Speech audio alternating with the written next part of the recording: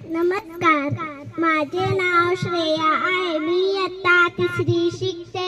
माझ्या गटाचे नाव छत्रपती शिवाजी महाराज आहे. माझ्या गटात एकूण 4 विद्यार्थी आहेत. कल्पेश नमस्कार. तेजस्विनी नमस्कार. भूमिका नमस्कार. आणि मी स्वतः श्रेया आहे. नमस्कार. माझ्या घटकाचे नाव 1 महिन्याचा पगार व खर्च हे मी तुम्हाला गणितीय भाषेत सांगणार आहे. चला तर पाहू. माझ्या वडिलांचा महिन्याचा पगार 40,000 रुपये आहे. मी बाबांच्या पगाराचे समान 8 भाग केले, म्हणजे 5-5 हजाराचा एक भाग. पगाराच्या अर्ध्या भागा इतके पैसे म्हणजे मी केलेले समान 8 भागांपैकी 4 भाग. हे पैसे बाबा घरभाडे, किराणा व ऑफिसला जाण्यासाठी वापरतात.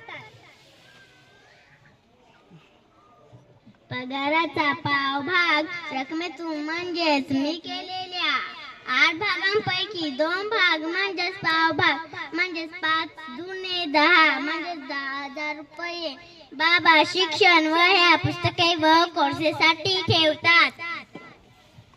शिल्लक राहिलेले पावभाग म्हणजे माझ्या कृतीतील 2 समान भाग. त्यापैकी एक भाग म्हणजे 1/8 भाग रक्कम जे भविष्यासाठी ठेवतात, म्हणजेच 5,000 रुपये ठेवतात.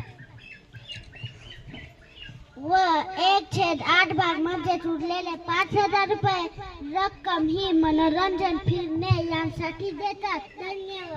धन्यवाद. खूप छान.